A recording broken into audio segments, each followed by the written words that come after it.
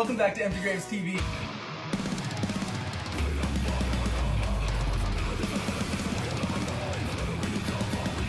Affectionately dubbed Millennial Core, Empty Graves is a band that memes, slams, throws it back, and dominates the TikTok game. Someone after me. Please go stream by and make my life worth it. After releasing their first singles in 2022, they exploded onto the metal, deathcore, and slam music scenes. Empty Graves has captured the hearts of many with their heavy sound and light-hearted personalities. Already featured on Slam Worldwide for their Spitshine music video, they are quickly gaining a following. Today, we sit down with guitarist Ben. Hey there, I'm Ben from soon-to-be possibly famous millennial core band Empty Graves. Vocalist Brock. Pick it up. I can't. Load it in a van. I sing. You scream. Bassist Chase. I'm Chase. And drummer Travis. Well, what do you want, Ben? I think we're gonna have a talk about your attitude. In this two-part interview to talk about how they've found success and what's next for Empty Graves. Welcome everyone to the Crypt. Today we have some really special guests, the band Empty Graves. Thank you all so much for being here. Super stoked to interview you guys. You have been one of my favorite bands that I've discovered this year. So seriously, really just thankful that you're taking the time to do this interview. Thanks for the invite. Yeah, we're glad to be here. Super excited. The song that introduced me to y'all was your song Baya. And so many things about that song hooked me, which was not only the anti-capitalist lyrics as someone who struggles with working 40 hours a week, and I was just like, whoa, instantly hooked, but also the song itself is just a total banger.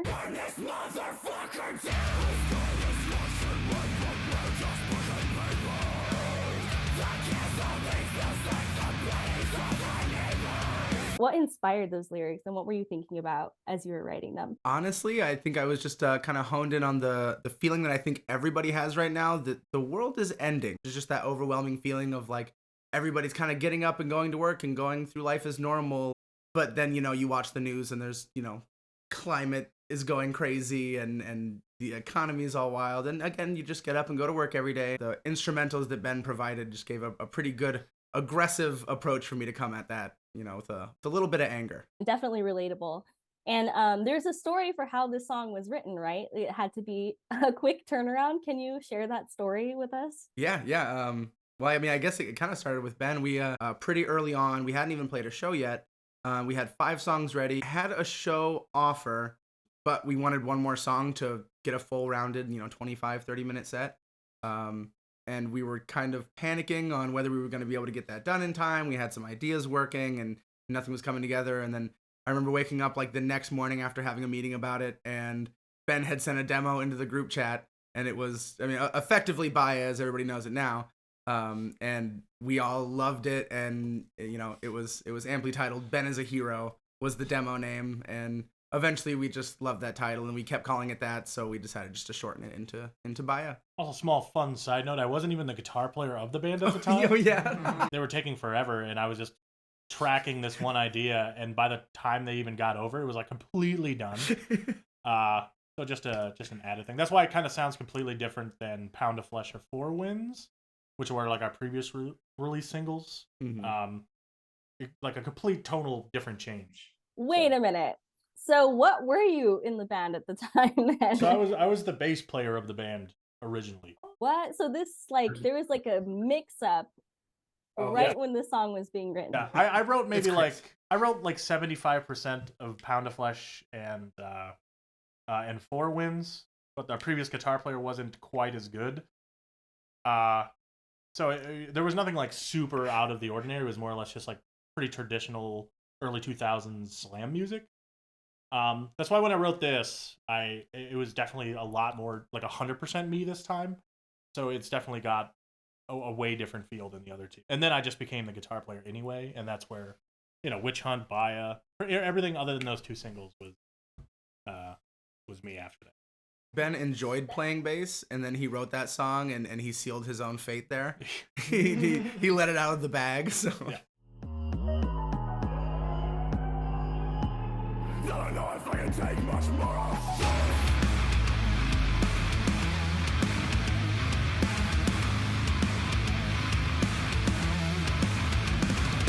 So you had to write this song in a quick turnaround to make sure you had another song for the show. But what was going through your mind and what were you feeling or thinking about as you were writing the song, like the instrumental parts to the song? So I guess mainly there's definitely kind of a jumpiness, sort of like I don't want to be cliche and say like a call to action, but it's definitely supposed to get people up and moving. And when we play it live, especially that first riff that's really bouncy is definitely like, it's definitely meant to just get people going. And it fits perfectly with the lyrics he wrote. It's just supposed to get people moving, get people thinking, and just be heavy generally.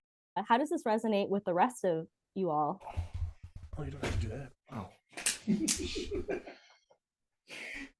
Oh. For me, I wasn't really around when it got written, but I was definitely a big fan because me and Brock have been friends for a while. So he showed me it before it got, I guess, played. All of us politically, at least, like we align pretty well. So I feel a lot of the same things that everybody else feels. I agree with the lyrics. They resonate with me. And also the song just slams. It's just so much fun. Especially the southern riff at the end, just a cherry on top. Yeah. You want to swing that thing over here? Yeah, I'll swing it all the way over there. I thought we We'll were knock not over longer. Actually, there we go. We're going to give you as much room as you can. I mean, I was fine where it was. Yeah, I was saying, I thought we had decided. I EQ'd it for the middle. I thought that was the reason for the arm. He plays bass, I'm sorry. It's Forgive our bass to play. You're a bass player. He tries too hard, you know. But I wasn't in the band either when it was written. But kind of like what Chase said, we all align pretty equally politically, so it all kind of resonates with all of us. And it's slam. And it's slam. Come like, on, man. Like, yeah. Most important part. I feel like it's a good way to vet new members if we ever needed them. Is like, read our lyrics. You like it? Yeah. Do you like it? Okay, all right, we're good then. Also, another fun side note: when Chase was learning the set, it was like right after Baya, and it was like when a kid gets off an amusement ride, like an amusement park, and they're like super excited. He's like, "Can we just play it again?" Can we do it again? He was like so excited to finally play Baya live with us. It was like his main drive. It was awesome. When I first started learning all the songs, Baya was probably out of the, I think, 6 that we had at the time. Baya was like the 3rd song I started learning, and it was the total wrong move because every time I went to go practice, I just played Baya over and over and over again. I couldn't stop. But is that why you suck at the other ones? Yeah, that's exactly why. 4 wins? Nah, don't need it. I'll just play Baya. Oh my gosh, that's so funny because that's exactly what happened to me. I played that song on loop like so many times before I even listened to any of your other songs. Yeah. And then I had Witch Hunt on loop, same in like pretty much the same exact way. So definitely even can relate as like a fan. You don't seem to be afraid to speak your mind. So do you consider yourselves to be a political band, or is this just more of your outlet and whatever you want to express, you're going to express?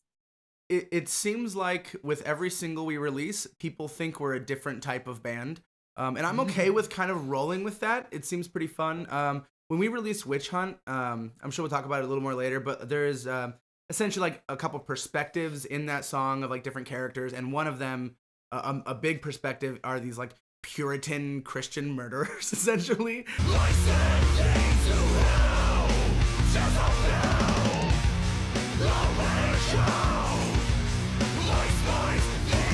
That are, going through and slaughtering people. And people would see some of those lyrics and think we were a Christian band. And like a pretty alarming amount of people read some of those lyrics and were like, oh, you guys are a Christian band? That's so cool. I've never heard a band this heavy. And like some of the lyrics, like, I don't know if you need to bleep this for YouTube, but are like, 1 by 1 we'll hang them all. And people are like, God, hell yeah. So tells you a lot about the religion. No, yeah, exactly. I'm like, I don't know if this is getting the message across you guys want. But then since I released Baya and I had like 1 or 2 TikToks do pretty well under that, I post like the anti-capitalist breakdown. So everyone just thinks we're like a staunchly communist band or like straight socialists. And I'm like, you know what? Well, let's roll with it. And then, on the next song, we'll see what people think. It's also got a, I guess you could say, political message, but just I think we're warmongers. Yeah, exactly. The Yeah, opposite. exactly. It's gonna be fun. So we'll see how the band transforms. You know, It's fair to say that all of our music definitely has a tinge of pretty serious leftness, whether it be anti-religion, anti-religion again, Anti-war. anti-capitalism. Our next one is like anti-war, or not anti-war as much as just bringing a light to what war does to people. Like it definitely tinges that way. And we've had conversations about just coming out of the political closet, but we're not intentionally being that upfront by saying, you know, we're a super liberal band, boom. But I mean, there's no denial that we're definitely not skating around it. That's for sure. No, yeah. You know, I'm gonna write. We are gonna write what we're passionate about, and you know, if people think that makes us a communist, you know, staunch left band, then Christian band, then let's get it. A Christian communist, religion hating band, then perfect. Awesome. You know, and especially if they actually pay attention to the lyrics. Like, I was like, they think you're a Christian band after like reading the Witch Hunt lyrics. I'm like, really? That's what you got from it? Okay. I do say I am a warrior of the Lord, but it's like amongst hella murder. That must be the Like, so only much. thing that they pick out. amongst the woman murder part. Yeah, literally. And they're like, oh, praise the Lord. Love it. Love it.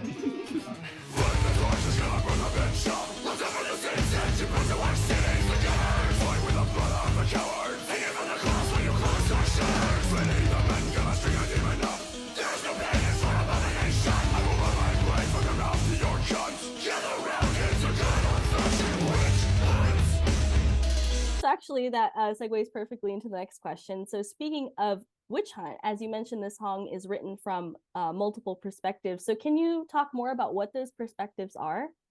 Yeah, definitely. Well, I guess we just came out of politics, but going back into it, what originally inspired the song was the overturning of Roe v. Wade. That was right when that was all going down, and I mean, it's a pretty easy metaphor to draw the whole witch hunt thing. So we had just kind of mulled on that idea for a little while, and they had written the track instrumentally, and I think we kind of went into writing it with that general idea. I was gonna say, as it was kind of unfolding with the Supreme Court stuff, I was definitely like, man, we should really write a kind of woman power song with, you know, witch burning as like the clear crux metaphor. And then it just dropped, and I think me and Brock just looked at each other and we were like, we're doing this, right? Yeah, right. And it immediately just came out. Like there was like, yes, there was no waiting. It was just pen to paper, like immediately. 100%. And then yeah, I mean, the perspective wise, I mean, most of the song, I'd say the first 3/4 of it are from the perspective of these Puritan witch hunters that go out and slaughter people who they see as living unholy, you know, blah blah blah. And then the ending breakdown, or kind of the turnaround final act of the song, are these witches kind of coming forth and you know, blindsiding the witch hunters and slaughtering them and kind of taking their revenge out. So it's all pretty laid out in the lyrics, and clearly some people missed it. But I think once you reach that last breakdown, we are switching perspectives there pretty harshly. Okay, so the Rage Against the Machine interlude, which I love, by the way. Okay. Hear me out. Okay. Let's just do a breakdown. That's like bow bow bow bow bow. Isn't that just Rage Against the Machine? I mean, yeah, but it's like way more metal.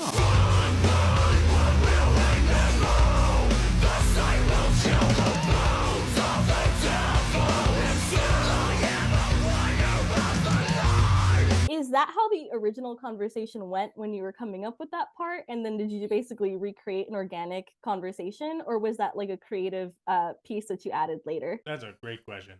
No, really, it's really specific. So I wrote it, and I got to that part of the riff, and I was like, oh, I want to do this kind of riff. I was like, oh, this is gonna fuck. And I remember tracking it, and I was like, man, that sounds like, it was like my inner monologue with myself, because I tracked it by myself. And I was like, does this sound like Rage? I actually YouTubed it, and I was like, oh, it kind of does. I was like, but it's like way more metal. Like, I think it's passable. And then just as a joke, we usually put sound clips in our songs anyway, as I'm sure people who listen to know that. And I was like, well, this time instead of using a sound clip, I'll just actually do it myself and just call the meta joke before. So I actually did both parts, and I shipped it out just kind of as a funny. And then Brock came over to do the lyrics, and I was like, hey, before you do that, I need you to do the response part of the part I already recorded. And then, yeah.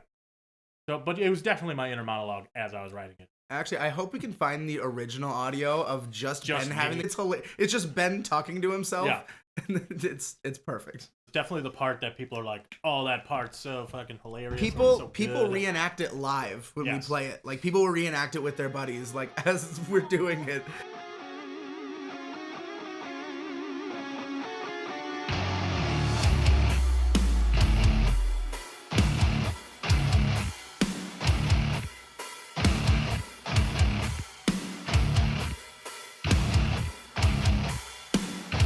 Covers. So you have done your first cover. So what made you all decide to cover Unholy as your first cover? It was written to be a death metal song. So originally, Brock. So Unholy, the promo for Unholy was like on social media, TikTok, and it was like being promoted for like months. And Brock, from the very first time hearing just the little 10-second snippet, was like, at the very least, let's just at least cover like the 30-second snippet because it's fire and it would be a good cover. It's really topical. It's popular. And then I swear he came over when the song dropped and he's like, "Have you heard it?" And then I listened to it. I was like, "This is the most metal song I've ever heard." I mean, it's even written in like a super metal key. And I was just like, this would be such a banger. And then we just did the whole thing. And oh yeah, absolutely no regrets. And then it happened to turn out to be the #1 song Yeah. in the world. Like Yeah. for a while, like we knew it was gonna be a banger, but like, and then the song blew up, and we're like, oh yeah, so we're definitely doing the full cover now. Yeah, of course. Yeah. Speaking of covers, and everyone I'm going to assume has a different answer for this. For each of you as individuals, what would be your ultimate cover song? Like a song that you wanted to cover or that you would just love to cover, you know, either with Empty Graves or just in general? What is your ultimate cover song? I got two answers. That's fine. You for, can just have two. That's fine. Yeah, okay, yeah. Everybody can have three. I'll just have two. No, it's fine. For like just like doing another metal band song. In our last band, me and Brock did Native Blood. I loved playing that song. It's super easy to play for me, and it hits super hard. And those are two of my favorite things. And then for more of a like genre bender, we also were gonna do "Taking Shots" by Post Malone, but that never materialized. But that would be, I still think that one would be an amazing metal cover. Right when it was released, we're like, oh, this is the bop. Yeah. For me, it's actually a serious one that I haven't told the guys about. Ooh, but I've actually put some serious thought into it. But I really want to do "It's Dangerous Business" by Under Oath. Ooh. Like, really bad, actually. Especially with that choral part at the end with the drowning in your sleep. Okay. That would be the sickest shit ever. And it's already pretty heavy. If we just add a little bit more slam on it, I think it would be so heavy to do it. I was listening to it in the car the other day, and I was like, oh my god. Like, I think this would translate so good. And it's just a banger, obviously. Okay. I guess I don't have a super specific answer, but I would do. I'd probably pick something like, basically just to flex as a vocalist. I would like to do like a really fast rap song. I think that'd be super fun for us to do, like just a heavy version of, like whether it be like, you know, like a Tech 9 Worldwide Choppers or like a, you know, Rap God or something like that. Like it'd be really fun to like really practice it out, get it, you know, clean, and then put out just something kind of ignorant when it comes to like the speed of the vocal or something like that. Probably for Empty Graves, probably just be Disengaged by Suicide Silence. Ooh, I would definitely do some Suicide Silence. That's the only one I can really think of for like Empty Graves. That'd be awesome. Solid choices all the way around. This is sounds like it's going to be I mean, I thought it was going to be an interesting story anyways, but with like, oh, I wasn't even the guitarist at the time. I was the bassist, and I wasn't even the bassist at the time. I have no idea. You have how many hours? So with all that, I'm like, oh, this is going to be an even more interesting story than I thought. Yeah, on your Spotify, it shows that all of your music has been released this year in 2022. So how long have you all been a band, and how did you find each other? And again, please feel free to tell the whole story. I think it's really only operable with the full story. So late 21 into early 22, I was actually in an easycore band called Littlefoot. And we were going pretty heavy. We were going pretty strong. But band members were pretty floppy, and it was stressing me out. And I was like, it would be really great to play bass in just an absolutely like flashback millennial slamcore band. I've always wanted to play bass in a slamcore band. So we got some people together. It was like 4 people originally, 3 of which are not in the band anymore. But we jammed out a couple songs.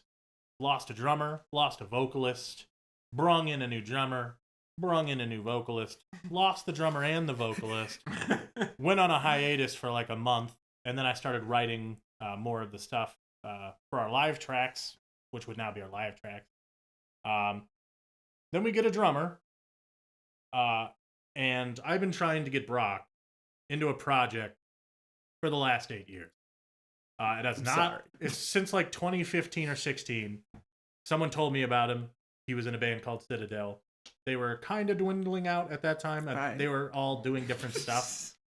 It's what he said. I don't know. I thought last show meant you weren't going on it, but No, yeah, you're right. but I was like, what a good time to ask Brock, the guy I've never met, to see if he wants to do like a little project. So I would ask every year, like, hey man, what are you doing? You want to do some stuff? He'd be like, no. And then I would ask the next year, blah, blah, blah. And we finally got to this one. And I had maybe 3 demos ready. And I was like, hey, man, time for my yearly check-in of readiness. And he was like, yeah, I'm kind of doing this thing, but like, I'd love to check it out. Sent him the demos. He was over like the next day. Yeah, I was like, oh, this is good. Which was his anniversary, mind you. Wait, what? It was. I didn't know that. Yes. I didn't know that? He came. I didn't. They showed up together, and I was like, "Oh, it's his girlfriend. Sweet. She's playing Switch on my couch." And he's like, "Yeah, it's my anniversary." I was like, "Damn!" So not only the anniversary, but she still let him come over to do this. Yeah. And he laid down the demos for like the first 3 tracks almost entirely, and so he was just a made man at that point. Went through another drummer. So we had a dissolved lineup, but me and him were in it. And at some point, we had to get rid of the drummer again. Mm-hmm. And at that point... that's like, what, 6 It's drummers like 4 or at that 5 drummers point? to Yeah, now. okay. So I just went to guitar.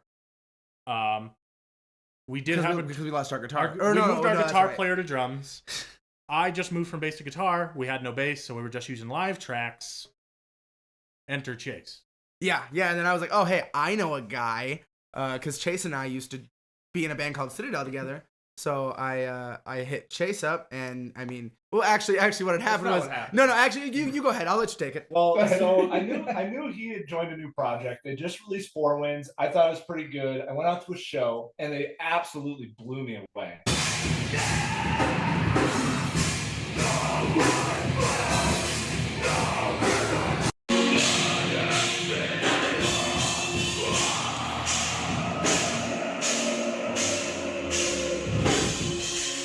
I don't think I've ever heard a local band sound that good live.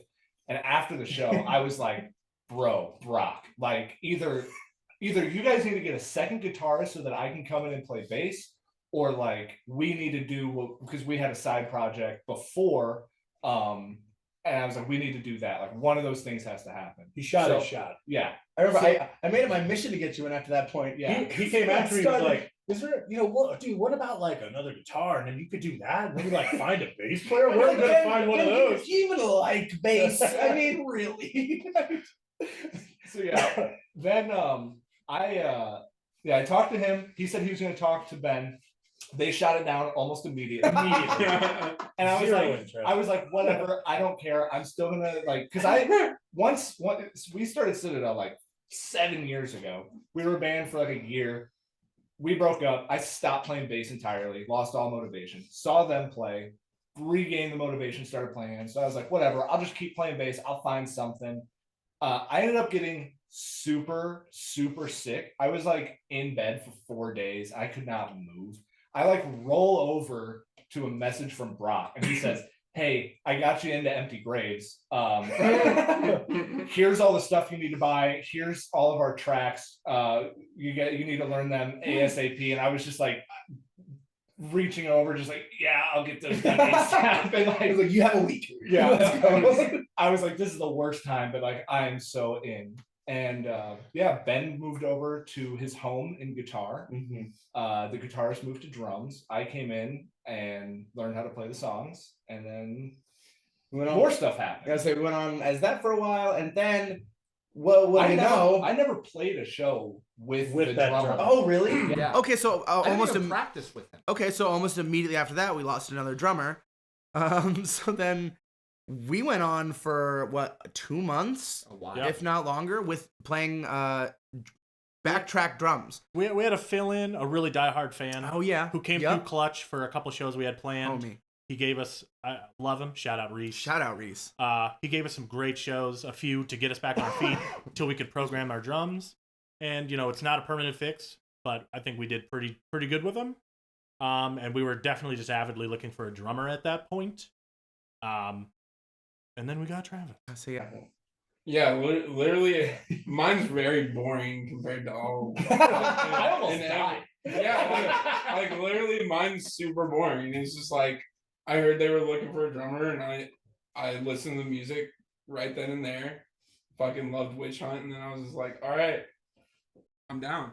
I'm down for it. He's underselling himself a little bit. He sent us in a video of him playing the tracks, which we hadn't given him like any of the drum tracks for. It was just through what he heard on Spotify. Yeah. And then we're like, oh, we like you. Can we practice soon? And then within like 2 days, he learned the full set. Yeah. So he won't tell you. That's impressive and not boring at all. And how did you find them? Like, I used to, play music, and back in my day, it was like the bulletin boards at freaking Guitar Center or like Craigslist or something. Where did you see that they were looking for a drummer? I saw that they were playing live with the backtracks on drums, and I that hurts me personally. It hurt us too. You took it as a So personal slight. yeah, so I was just like, man, these guys are way too good to be doing that. And I feel like I could give it a real good shot and give it my all, and yeah, we had a show with God, Fit for an Autopsy, and we're like, we're not missing it, so we backtracked that one. And I've known Travis for years. I used to hang out with his brother in high school, so I knew him when like he was younger, and then he was in a band called Stepping Stones with one of my good buddies. So like we've all kind of just been in the same sphere for. I mean, you know, local music scenes, how it goes. You know, we've known of each other for a while, and it took this long for the right pieces, I think, to fit together. I love it, and I also we gotta love the initiative too. You literally saw they needed a drummer at a show, and you took the initiative. 100%. Okay, so thank you for sharing about how the band came together.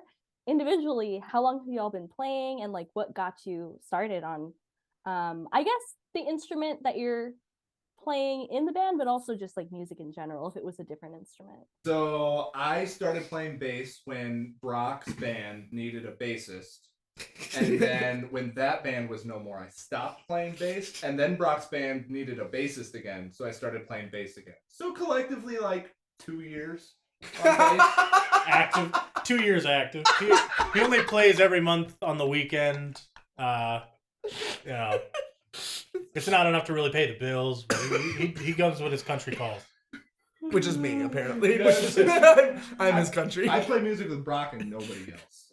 That's a real one. That's loyalty. That's a real one. Ride or die. My father was in a country western band, and he played bass in it when I was, like at kindergarten, first grade, second grade, and I actually loved playing his bass. Like it was like the thing I wanted to do the most.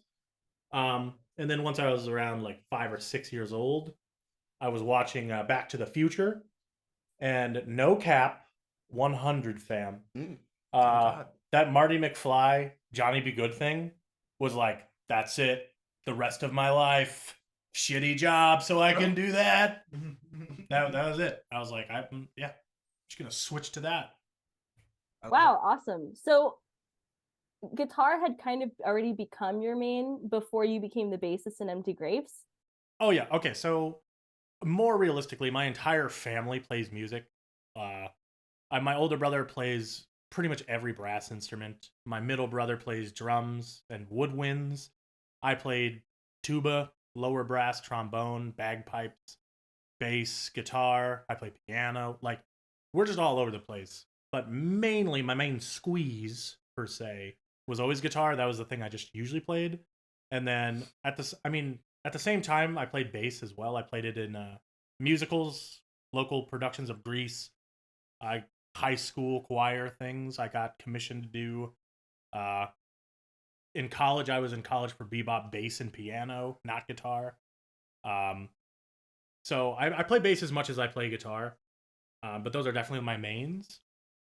But I just been playing guitar so long and other stuff that by the time I wanted to do this project, I was like, I want to play bass in a band. I'd never played bass in an actual band that wasn't just jazz or like, The Pit doing, Grease Lightning for the 100th fucking time. Great song and all, but like, 100's too many. So yeah, so I wanted to play bass in this. I actually wanted to. And then at some point I was like, okay, so we're just going to take this way more seriously and just move the talent to where it probably should be. Like, and I'll just start writing the main riffs, and guitarists went to drums because they weren't a main guitarist. So yep. I don't know if I answered your question. Yeah, no, totally. Sorry. Did you know Abraham Lincoln was a pro wrestler? Just a fun fact. Just a fun fact. Mike's gonna kill me. Seconds. You went up for 10 minutes. She asked a follow-up question and I had to go back in. I did. I had the exact opposite experience as Benjamin. No one in my family played music at all. I actually recently at Thanksgiving asked my mother if she ever has had a favorite song, and she just looked at me, like couldn't give me an answer. So like not that they were anti-music, just no one was involved in it. But actually similar to Ben, it was School of Rock. It was definitely School of Rock for sure. I was born in '96. So I just out the top of my head, it probably came out in like 2000, maybe a little later. Really but early 2000s. it was young for me when I first saw it. So that was like a big one. Another thing was what is happening? Sorry, it's fine. Get out of the way. Abe linking off the turnbuckle.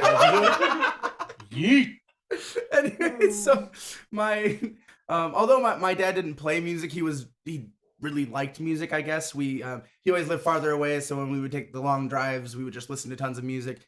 He was really big on like, the kind of new metal, like Linkin Park and Breaking Benjamin, but then he was really into like the hip hop stuff, so a lot of like older stuff, like Biggie and all that, but then Jay-Z and all, so I had like kind of a mixed bag growing up. And I kind of just took that and ran with it. So I took the the rock part of Linkin Park and got into like deathcore, and then I took the rap part and got further into hip hop and stuff, and now we're at whatever crossroad we're at now. But vocally, I started wanting to learn how to scream at like 12 or something like that, when I heard like Attack or something, and decided I wanted to make those noises, and then grew in different influences and got into like deathcore and just kept going. So I've been doing it for a little over a decade. Probably a long part of that was not very well, but we're getting somewhere now, hopefully. Absolutely. And a follow-up question for you. So obviously you're into a lot of different genres. Would you, or have you ever actually create music of other genres? I know you mentioned like incorporating like hip hop into like an Empty Grave song by like doing like the really fast like screaming. But would you just ever like go off and like create another type of genre, or have you? Oh yeah, definitely. Actually, when Ben hit me up to do this, I was doing like a solo like 80s synth pop project. That I was just making my own like synth pop music for a while. It also slaps. Side note. Thank you. We actually started working on a little bit of it because he had some stuff written for it, and I was like, dude, this shit is like, it's some like driving jam. So I mean, that's something maybe you'll see in the future. Maybe we'll get a little crazy, but yeah, I mean, Citadel, the one we were in, was probably more along the lines of like metalcore, but yeah, I've done like the synthy pop stuff. I've definitely helped some buddies with hip hop. I like to, I'll make hip hop beats. I don't really rap necessarily, but I also definitely steal a lot of rap flows in what I do in Empty Graves, just screaming it. Also, not to talk more, but the beginning of Baya, I wrote the first melody of Baya, and I actually told him like, you should write this into like a trap beat. So the trap beat at the beginning of Baya is actually him making the beat. So I figured we could definitely use that. So when we write more music, it's definitely going to trickle into ours as well. So awesome. That hooked me too, by the way, because I first heard just like the clips on TikTok, and when I went to Spotify to hear the whole thing, I was like, oh, okay.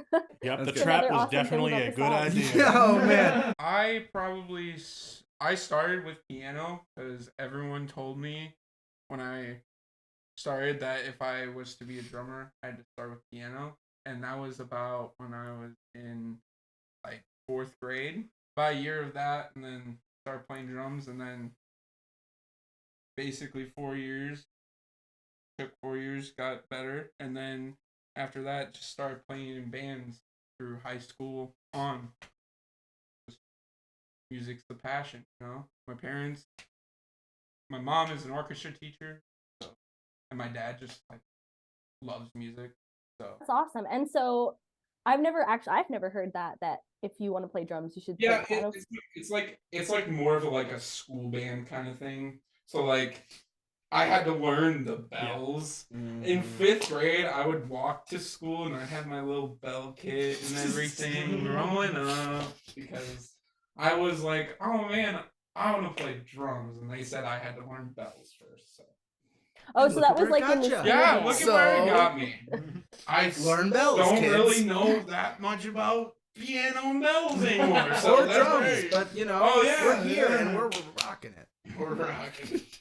Okay, so I get it. So it's like in the school band, they were like, well, if you, okay, I see. And so what inspired you to want to play drums? Was it like, did you have like the kit as like the end goal in mind, or was it like the... My dad, he got me into, I want to say first like the really radio rock, but then he got me into thrash metal, and that was when it got like Metallica and stuff like that. Good man. Yeah, yeah. So I remember when I was 8 or 9, probably 7, when I heard Master of Puppets, the album, the first time. Changed my life. So you all did come together, and like you said, all these pieces have like, it feels like these are the right pieces for Empty Graves. So how do you feel looking back about everything that happened this year in 2022? Oh, it's been a year. It's been chaos. It's been chaos. It really has been. It's been a whirlwind. For the full response, and to hear more about what Empty Graves has coming in 2023, head on over to the Empty Graves YouTube channel for part 2 of this interview.